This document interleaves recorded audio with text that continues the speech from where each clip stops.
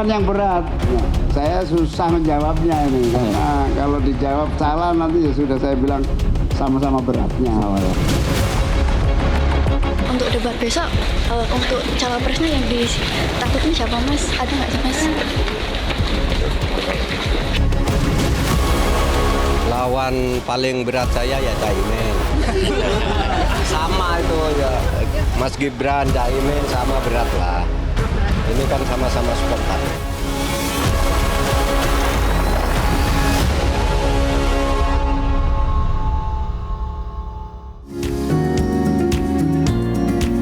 Abdul Muhaimin Iskandar atau yang akrab disapa Caimin sebelum mencalonkan diri menjadi Cawapres nomor urut 1 adalah seorang wakil ketua DPR RI bidang koordinator kesejahteraan rakyat atau Korkesra.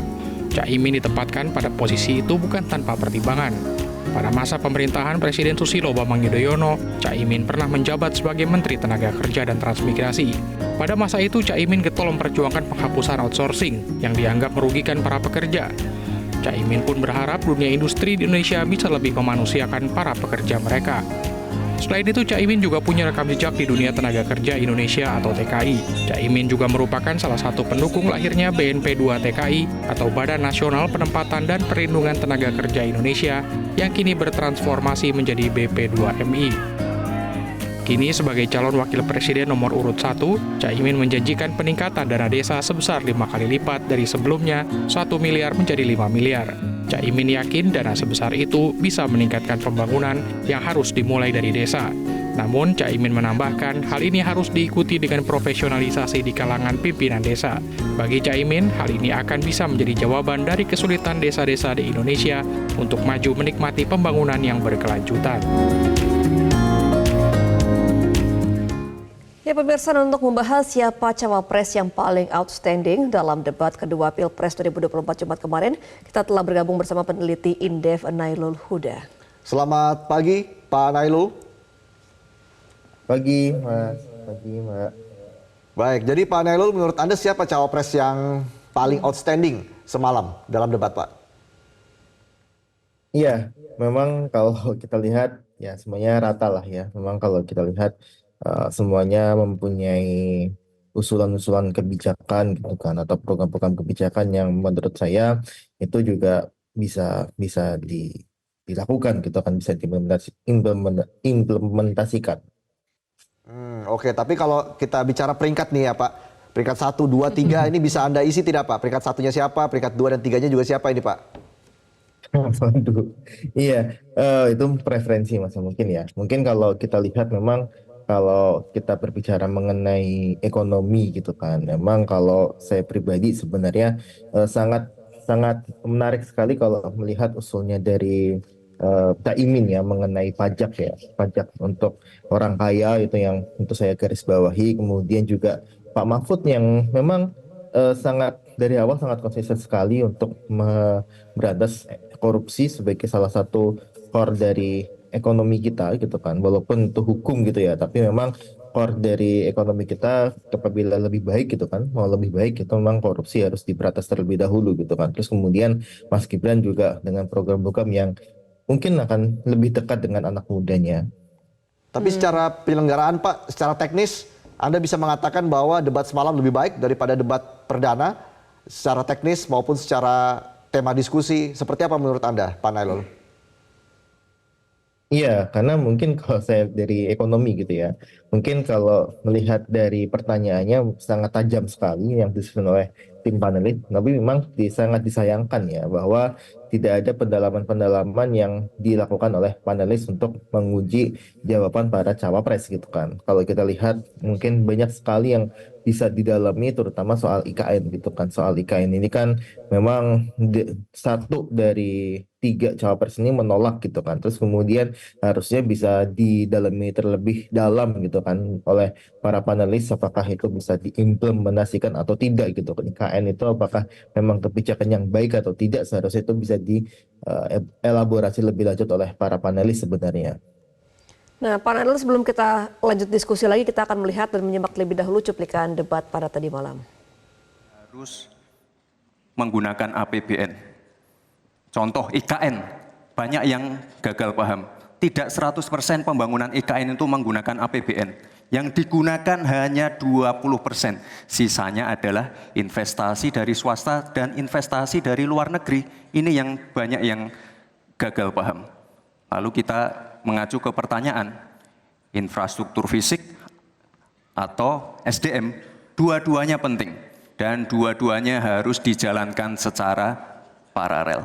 Tadi saya tergelitik, anggaran untuk IKN itu hanya 20% dari APBN dan sisanya dari investor. Sejauh yang kita baca, sampai sekarang belum ada satupun investor yang masuk ke sana. Coba kalau ada sebutkan, sebutkan misalnya 2 atau 1 gitu, investor mana yang sudah masuk ke sana. Yang saya dengar justru ada ratusan ribu hektar tanah sudah dikuasai oleh pengusaha-pengusaha tertentu sekarang ini. Yang paling penting dari ini adalah kemampuan membaca skala prioritas. Seluruh proyek-proyek besar yang ambisius, ini IKN sebagai salah satu contoh saja, itu kalau hanya mengandalkan APBN hampir 500 triliun. Padahal 1% saja dari 400 sekian triliun itu untuk bangun jalan seluruh Kalimantan beres, membangun seluruh kota-kota di Kalimantan beres.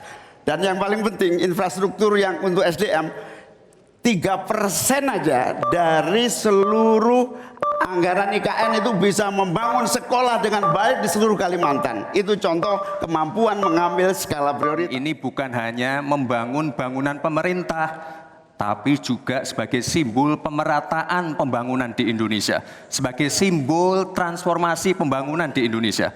Dan untuk menanggapi Prof. Mahfud, Prof, mungkin nanti setelah pulang dari debat bisa di Google, sudah banyak yang masuk Mayapada, Agung Sedayu. Dan nanti akan tambah lagi mungkin setelah Pilpres, karena mereka akan pasti akan wait and see melihat stabilitas politik di Indonesia. Terima kasih, Prof.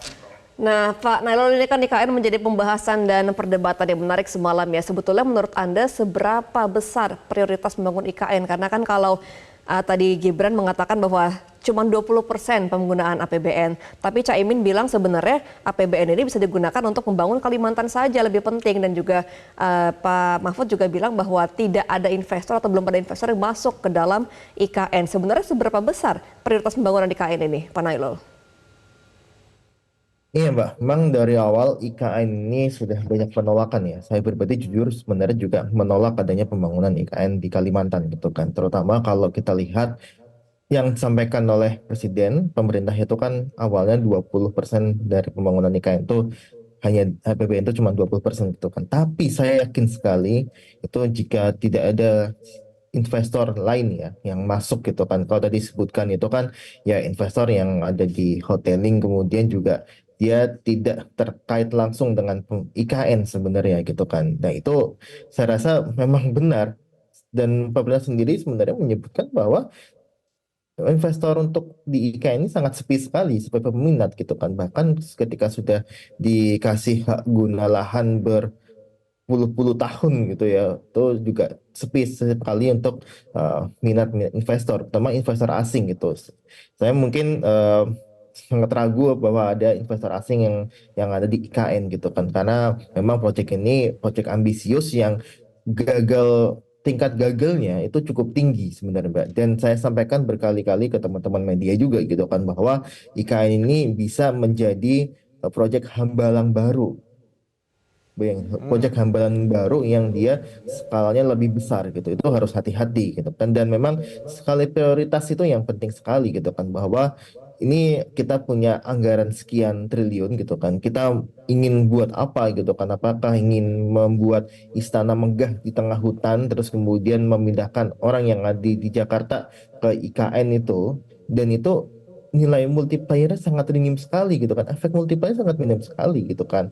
Mereka cuma memindahkan aja ya, memindahkan konsumsi yang dari Jakarta ke Kalimantan gitu kan. Kalau kita fair aja, ekonomi kalau uang 1.000 ditaruh di Jakarta itu jauh lebih besar dibandingkan dengan ditaruh di IKN gitu. Itu analoginya aja gitu kan. Dan memang ini yang saya kritik bisa-bisa untuk IKN itu bukan skala prioritas untuk saat ini. Oke, tapi soal klaim Gibran terkait dengan investor di IKN, bagaimana menurut Anda? Apakah sudah sangat meyakinkan soal itu? Pernyataan dari Gibran, Pak Nailul? Iya, Ika. Jadi investor itu kan ya ada, kalau kita lihat gitu ya kemarin, ya benar yang sampaikan Mas Gibran, itu ada yang masuk ke sana, tapi kan itu kan bukan bagian inti dari IKN gitu kan.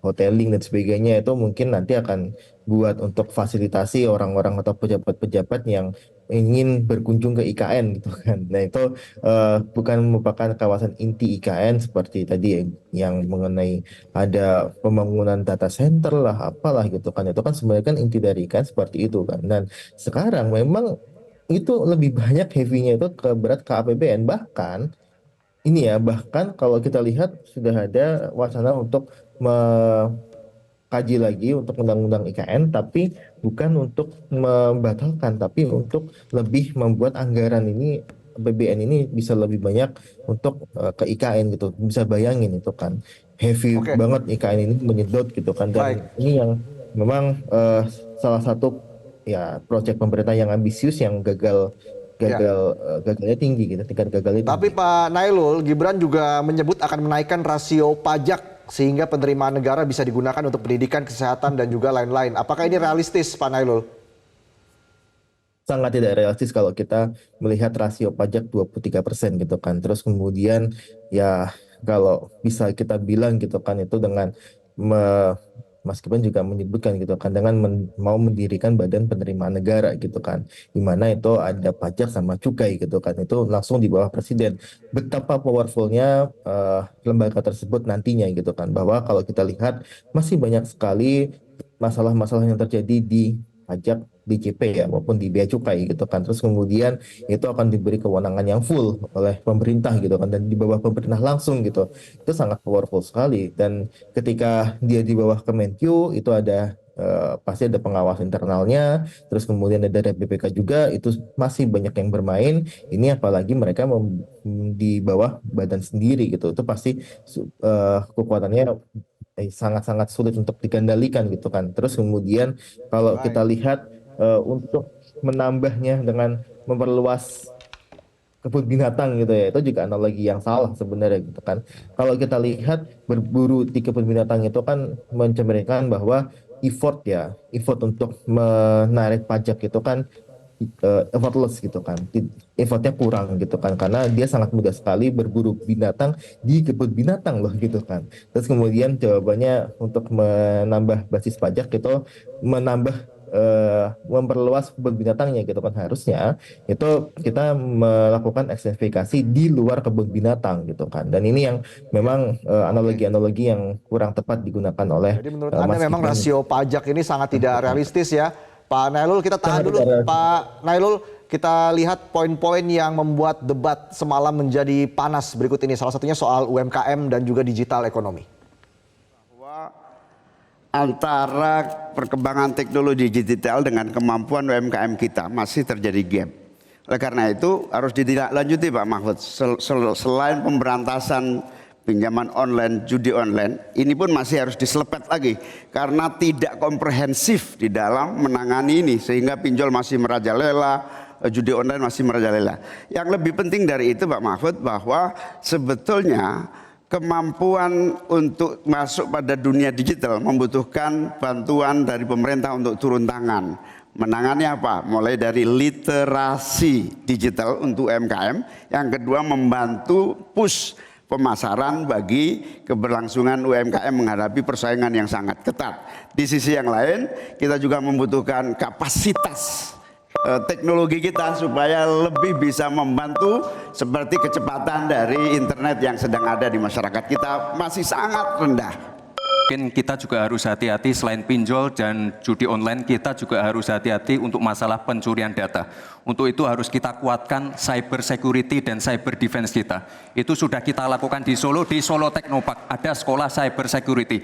Dan yang perlu ditekankan lagi adalah bagaimana para e-commerce ini bisa comply dengan regulasi kita. Jadi sudah tidak ada lagi nanti ke depan yang namanya shadow banning, yang namanya price dumping, yang namanya barang-barang cross border yang membunuh UMKM kita. Kita ke depan harus melindungi UMKM, dan kita ingin sekali lagi karena tadi Cak Imin bicara masalah literasi keuangan dan literasi digital. Ke depan yang kita siapkan harus ada penguatan SDM, penguatan manusia digitalnya.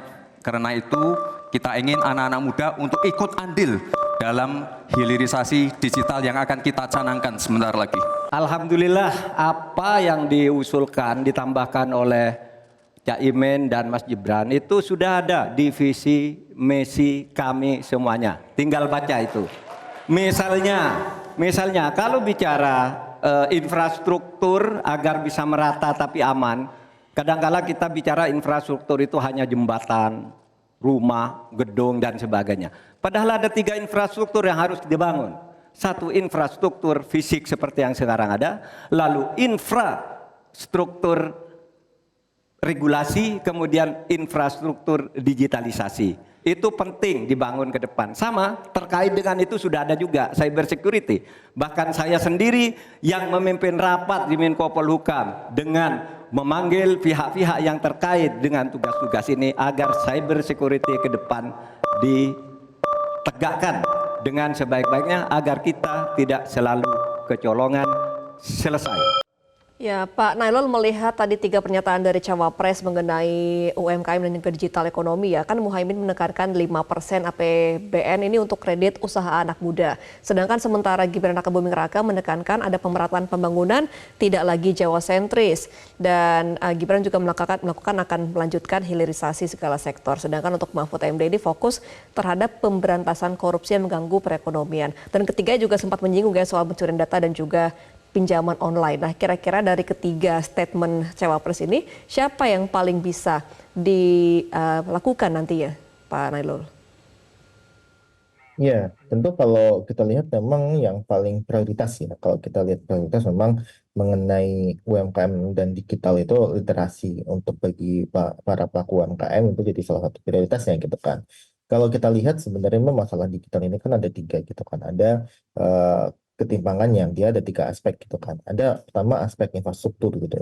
Aspek infrastruktur ini masih sangat banyak sekali PR-nya gitu ya. Masih banyak sekali PR-nya terutama untuk daerah-daerah yang bad spot yang ada di daerah 3T gitu kan yang mereka jangankan ada sinyal internet gitu kan, bahkan mereka mungkin tidak ada sinyal internet untuk di daerah sana. Makanya infrastruktur ini jadi salah satu yang paling utama gitu kan. Terus kemudian masalah sumber daya manusianya, benar sama sampaikan para cawapres gitu kan, bahwa harus ada peningkatan untuk literasi digital untuk UMKM kita. Kita tidak ingin sebenarnya kasus-kasus seperti yang kemarin terjadi gitu kan, bahwa para pelaku UMKM ini tergerus digitalisasi itu harus kita bisa hindari gitu kan. Salah satu caranya adalah meningkatkan literasi digital di mana masih sangat rendah sekali, dan itu memang PR dan nilai buruk dari pemerintahan sekarang gitu kan untuk mengenai SDM dan literasi digital gitu kan. Terus kemudian kalau kita lihat penggunaannya akan seperti apa gitu kan, karena kalau kita bisa lihat dari data gitu ya, penggunaan ekonomi digital untuk hal yang produktif itu masih sangat kurang sekali Mbak. Jadi ini yang harus kita address juga, tiga isu itu yang memang semalam itu banyak yang mengadres mengenai SDM tapi kurang untuk mengadres mengenai penggunaan maupun soal infrastruktur digitalnya. Oke, nanti kita bahas lagi terkait dengan visi misi para cawapres semalam dalam debat ya Pak Nailul. Tapi kita jeda dulu pemirsa, kami akan kembali sesaat lagi. Debat Pilpres 2024 kembali digelar. Kali ini merupakan debat kedua yang diadakan oleh KPU, di mana yang beradu gagasan dalam debat kali ini merupakan cawapres dari ketiga paslon. Isu ekonomi menjadi tema debat cawapres kali ini. Ketiga paslon pun menyampaikan visi misi mereka. Muhaimin Iskandar menyebutkan perlu adanya perubahan dengan istilah selepet pada beberapa hal yang dianggap tidak adil. Gus Imin berencana akan menurunkan pajak untuk kalangan kelas menengah. Selain itu, pasangan Anies Baswedan ini menyampaikan visi misi yang akan meningkatkan bansos yang sudah ada dengan Bansos Plus. Tidak hanya itu, paslon Amin akan memastikan 5% anggaran APBN untuk kredit usaha anak muda agar menjadi pelaku ekonomi. Amin menginginkan bansos yang memang menjadi kewajiban negara ini diteruskan dan bahkan harus ditingkatkan sehingga kita ingin Bansos Plus yang semakin membawa rakyat kita memiliki kemampuan daya beli yang mendongkrak ekonomi masyarakat kita. Insya Allah, Amin akan memastikan 5% anggaran dari APBN atau sekitar 150 triliun kita khususkan untuk kaum muda Indonesia. Kamu yang memiliki energi besar untuk menjadi bagian terdepan bagi kemajuan bangsa kita. Salah satunya adalah kamu, kredit usaha anak muda yang diberi kesempatan untuk mengakses sebanyak-banyaknya menjadi pelaku ekonomi yang baik. Kita akan hadirkan bagaimana agar desa-desa tumbuh berkembang. Insya Allah 5 miliar per desa akan kita wujudkan tiap tahun bagi pembangunan nasional kita. Kita juga akan siapkan seluruh bantuan-bantuan yang memungkinkan tumbuh menjadi maju. Sementara dalam visi misi yang disampaikan Gibran Raka Buming Raka, menekankan pemerataan pembangunan yang tidak lagi Jawa sentris dan akan melanjutkan pembangunan IKN.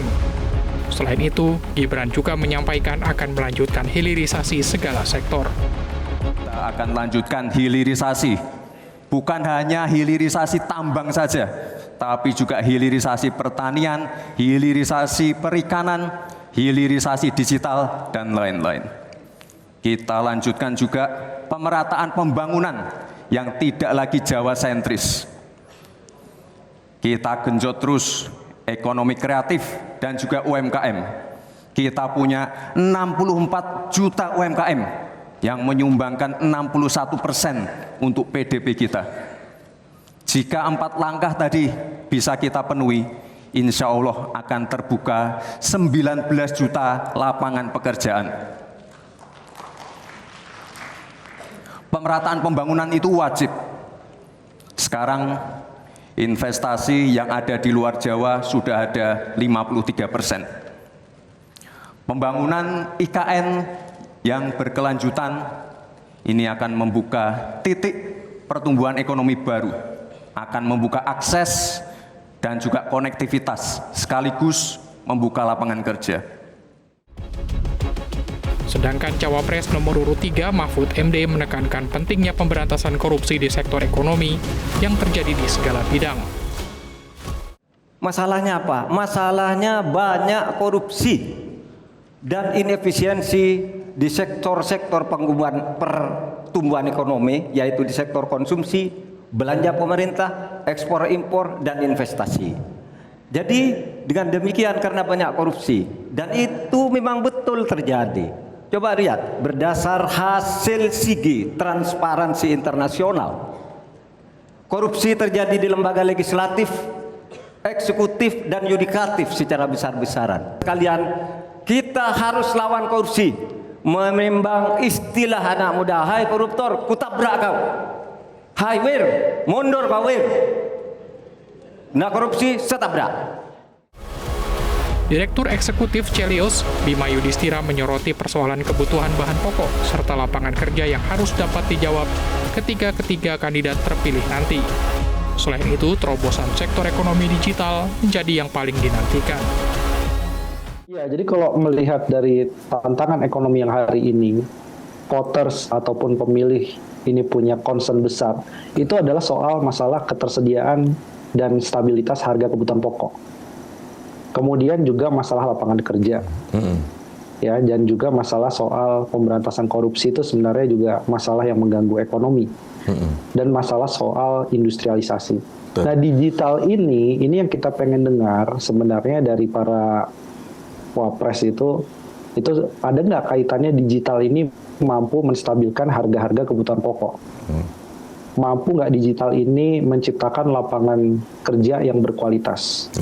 Nah, jadi kita pengen mendengar nih, gimana tiga-tiganya, ada yang membela diri, ada yang kemudian mulai melakukan kritik, itu melihat fenomena lapangan kerja itu banyak sekarang di sektor digital, tapi kualitasnya jelek sekali kan, gitu ya. Jual yang nggak pasti, dia juga bukan pekerja, dia hanya kemitraan. Jadi semakin besar kue digital kita, arahnya makin tidak berkualitas dari sisi lapangan pekerjaannya. Makin banyak sektor informalnya, 60% penduduk kita bekerja di sektor informal dan itu masalah. Jadi digitalisasi memperbesar informalitas ekonomi. Tim Liputan Metro TV. Baik, kita kembali berbincang dengan Pak Nailul. Pak Nailul, apakah memang pasangan nomor urut 1 ini yang paling mendorong para pemuda di Indonesia untuk bisa lebih maju lagi ke depan? Karena kan tadi dikatakan menjanjikan 5% APBN, yaitu sekitar 150 triliun rupiah untuk kaum muda, salah satunya melalui program kredit usaha anak muda. Dan juga ada janji terkait dengan memberikan 5 miliar rupiah per desa setiap tahunnya. Apakah memang ini realistis, bisa diimplementasikan nanti ke depan atau seperti apa Pak Nailul? Mohon maaf Pak Nailul, audionya tolong diaktifkan. Oh iya, maaf. Jadi memang kalau kita lihat, iya Mas ya, untuk program seperti yang sebutkan oleh Caimin gitu kan, itu kan sebenarnya sudah ada untuk historisnya gitu kan. Bahkan kalau kita lihat memang yang perlu kita dorong adalah agar implementasi dari program ini tidak ngawur gitu kan. Bahkan kalau kita lihat sebenarnya kalau kita lihat dengan uang yang segitu gitu kan, 5% dari APBN gitu kan, itu sangat bisa sekali untuk digunakan untuk menaikkan perekonomian dari anak muda gitu kan. Tapi harus hati-hati. Ini yang saya ingatkan sekali lagi, harus hati-hati untuk penggunaan anggaran itu gitu kan. Bahkan untuk skemanya pun kita masih sangat ragu apakah itu bisa diimplementasikan gitu kan. Kalau kita lihat skemanya adalah dia tidak ada agunan gitu kan, terus kemudian bunganya 0% gitu kan. Itu sangat-sangat seperti PNPM dulu yang itu dananya tidak bergulir bahkan ya, itu yang harus diperhatikan gitu. Kalau untuk masalah apakah bisa dilakukan, pasti semuanya bisa gitu kan, tapi apakah itu efektif atau enggak, itu yang akan jadi pertanyaan gitu kan. Dan saya lihat harus hati-hati terhadap program-program yang sifatnya dana bergulir ini gitu kan, karena masyarakat itu lebih cenderung akan menganggap bahwa uang yang dikasih oleh pemerintah ini adalah gift ya, pemberian secara cuma-cuma oleh pemerintah kepada rakyatnya gitu kan. Itu tidak, mereka mesti akan menganggap tidak ada kewajiban untuk mengembalikan uang tersebut, padahal itu adalah uang yang harusnya itu bergulir gitu, kecuali kalau itu sudah dianggarkan tiap tahun ada untuk bansos gitu misalkan seperti itu. Nah, tapi kalau saya lihat ini memang programnya program dana bergulir, Mas. Baik, kita akan nantikan seperti apa jalannya debat yang ketiga ya Pak Nailul, dan juga sejumlah evaluasi ataupun catatan apa saja yang sudah dilakukan juga oleh KPU. Nanti kita akan lihat seperti apa perkembangannya. Terima kasih Pak Nailul Huda, Direktur Ekonomi Digital Selios, sudah bergabung bersama kami di Metro Pagi Prime Time. Jelajahi cara baru mendapatkan informasi. Download Metro TV Extend sekarang.